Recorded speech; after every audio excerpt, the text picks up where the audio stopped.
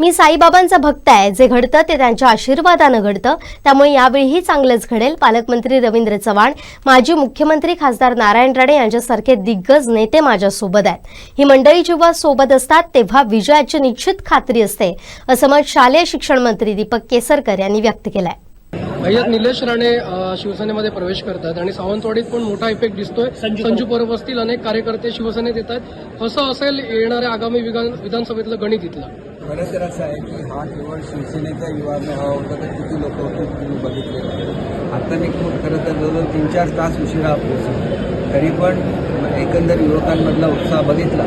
त्यावेळेला शिवसेना आणि भाजपचे एकत्र युवक तुम्हाला दिसतील, ज्याला तुम्हाला आमच्या शक्तीची खऱ्या अर्थाने प्रसिद्धी दिसेल. त्याच्यामध्ये अजितदादांच्या राष्ट्रवादीची मुलं असतील, RPIची असतील, सगळ्यांना ह्याच्या पुढे माझी जबाबदारी पुढच्या 3-4 दिवसामध्ये सर्व आमच्या मित्रपक्षांना एकत्र करणं आणि एक अशी वज्रमुख तयार करणं की जी वज्रमुख या सिंधुदुर्ग जिल्ह्याला पुढच्या भवितव्याच्या दृष्टीने घेऊन जाईल, लोकांना सुखी करेल, असं एक युवा शक्ती या ठिकाणी उभी. भाई, या मतदारसंघात सलग तिसऱ्यांदा कोण निवडून आलं नव्हतं, पण आपण 3दा आला.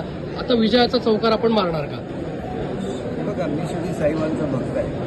जे घडतं ते त्यांच्या कृपेने घडतं याचा मला ठाम विश्वास आहे आणि त्याच्यामुळे त्यांच्या कृपेने चांगलंच घडेल. या ठिकाणी आदरणीय पालकमंत्री महोदय आहेत, रवींद्र चव्हाण साहेब आहेत, आदरणीय राणे साहेबांसारखा एक दिग्गज नेता आहे. ही सगळी मंडळी जर तुमच्या मागे उभी राहतात, त्याला तुम्हाला विद्यार्थी फाशी द्यायला कुठली अडचण असत नाही, असं स्वतः समजतं. आमचे दिवसभरातले सर्व अपडेट्स, ताज्या घडामोडी आणि थेट लाईव्ह पाहण्यासाठी सबस्क्राईब करा, लाईक करा कोकणचं नंबर 1 महा चॅनल कोकण 7 लाईव्हचं YouTube चॅनल.